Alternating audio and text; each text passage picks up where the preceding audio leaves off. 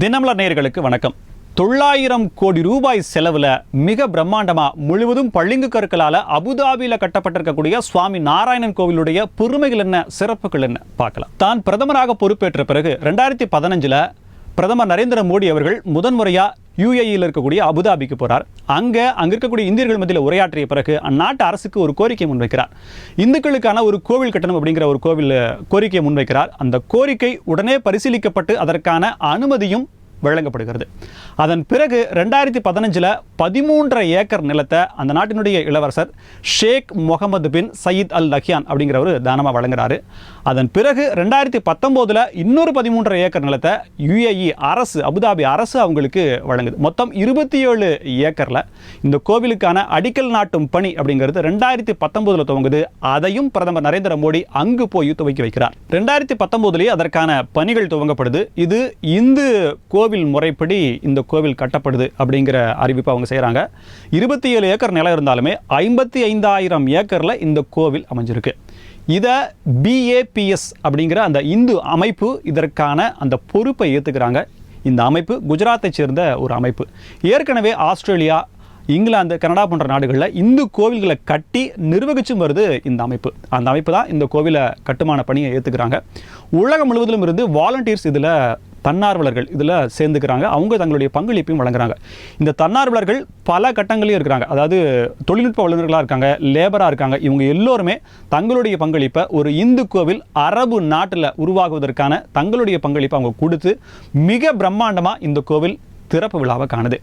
இந்த கோவிலினுடைய அமைப்பு எப்படி இருக்குது அப்படின்னா, இது முழுக்க இரும்பாலையோ அல்லது ஸ்டீல் போன்ற பொருட்களாலேயோ கட்டப்படலை. ஏன் அப்படின்னா, இந்த கோவிலினுடைய ஆயுள் அப்படின்னா 1000 ஆண்டுகள் அப்படின்னு நிர்மாணிச்சிருக்காங்க. இது எர்த்குவேக், நிலநடுக்கம் வந்தாலும் சரி, இல்லை கடுமையான ஏதேனும் வெப்பம் அது போன்ற தாக்கங்கள் இருந்தாலும் சரி, எதுவுமே ஆகாத அளவில் தொழில்நுட்ப ரீதியாக ரொம்ப மேம்பட்ட வடிவத்தில், ரெண்டாவது முழுக்க பளிங்கு கற்களால் இந்த கோவில் வடிவமைக்கப்பட்டிருக்கு. இந்த கோவிலில் 7 கோபுரங்கள் அமைக்கப்பட்டிருக்கு. இந்த 7 கோபுரங்கள் எதற்காக அப்படின்னா, ஐக்கிய அரபு அமீரகம் அப்படிங்கிறது 7 எமிரேட்ஸை கொண்டது. அந்த 7 எமிரேட்ஸையும் குறிக்கும் விதமாக இந்த 7 கோபுரங்கள் அமைக்கப்பட்டிருக்கு. இதில் மைய கோபுரம் 108 அடி உயரத்தில் ஸ்ரீமன் நாராயணனுடைய சிலை பிரதிஷ்டை பண்ணப்பட்டிருக்கு.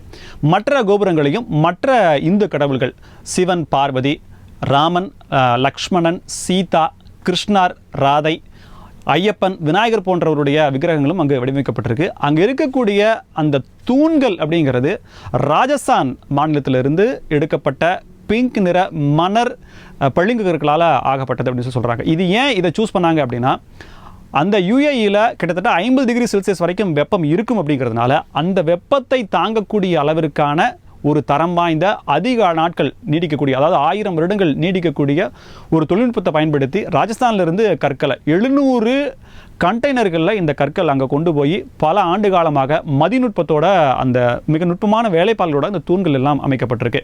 இந்த கோவிலுடைய உட்பிரகாரத்தில் கனடாவிலிருந்து இறக்குமதி செய்யப்பட்ட பளிங்கு கற்கள் இதில் வடிவமைக்கப்பட்டிருக்கு. அதனால் இந்த கோவிலினுடைய சீதோஷ்ணம், நீண்ட கால உழைப்பு, அதாவது இந்த கோவில் 1000 வருடங்களுக்கான ஆயுளை கொண்டது அப்படிங்கிற வடிவமைப்பு சொல்லப்படுது. கோவில் வெறும் கோவிலாக மட்டும் இல்லாமல் அங்கே இன்னும் பல வசதிகள் மேற்கொள்ளப்பட்டிருக்கு. கல்விக்கூடங்கள், நூலகங்கள், பார்க்கிங் வசதி, இதுபோக திருமண மண்டபம் இருக்குது. யாரும் அங்கே திருமணம் செய்கிறதுனாலும் இந்து முறைப்படி திருமணம் செய்வதற்கான வாய்ப்பும் இருக்குது. ஒரே நேரத்தில் 10,000 பேர் சுவாமி தரிசனம் செய்யக்கூடிய அளவிற்கான அந்த கொள்ளளவு அந்த கோவில் இருக்குது. இந்த இனாகரேஷன் ஃபங்க்ஷனில் கிட்டத்தட்ட அதை விட அதிகமான நபர்கள் பங்கேற்பார்கள் அப்படின்னு எதிர்பார்க்கப்படுது. இந்த கோவில் அமைந்திருக்கும் இடம் அப்படிங்கிறது, இந்த கோவில் துபாய் அபுதாபி ஷேக் சயீத் சாலையில் அமைஞ்சிருக்கு. மேற்கு ஆசியாவிலேயே மிகப்பெரிய இந்து கோவிலாக இது பார்க்கப்பட்டாலும் கலாச்சார பன்முகத்தன்மை மற்றும் மத நல்லிணக்கம், சகிப்புத்தன்மை ஆகியவற்றுக்கு எடுத்துக்காட்டாக இந்த கோவில் விளங்குது. இதையெல்லாம் தாண்டி ஒரு இஸ்லாமிய நாட்டில் இவ்வளவு பெரிய பிரம்மாண்டமான கோவில் கட்டப்படுவதற்கு இஸ்லாமிய அரசும் இளவரசரும் நிலம் கொடுத்துருக்காங்க அப்படிங்கிறது சிலாகித்து பேசப்படுது. இந்த கோவிலுடைய சிறப்பு, பிரம்மாண்டம், இதையெல்லாம் தாண்டி ஐக்கிய அரபு அமீரகத்திற்கும் இந்தியாவிற்குமான அந்த நல்லுறவு பிணைப்பு அப்படிங்கிறது இந்த கோவில் மூலமாக வலுப்படும் விதமாக அமைஞ்சிருக்கு. இதையெல்லாம் தாண்டி இந்த கோவில் 7 கோபுரங்களை கொண்டது. அந்த 7 கோபுரங்களும் அந்த ஐக்கிய அரபு அமீரகத்தினுடைய 7 அமீரகங்களை குறிக்குது. அப்படிங்கிறத தாண்டி பிரதமர் நரேந்திர மோடி 7வது முறையாக அமீரகத்துக்கு போய் இந்த கோவிலை வழிபாட்டுக்காக, மக்கள் பயன்பாட்டிற்காக திறந்து வைக்கிறார். இன்னைக்கு காலையிலேயே இந்த கோவிலினுடைய அந்த பூர்வாங்க பணிகள், அந்த கோவிலை புனிதப்படுத்துவதற்கான இந்து முறைப்படியான பணிகள் தொடங்கிருச்சு.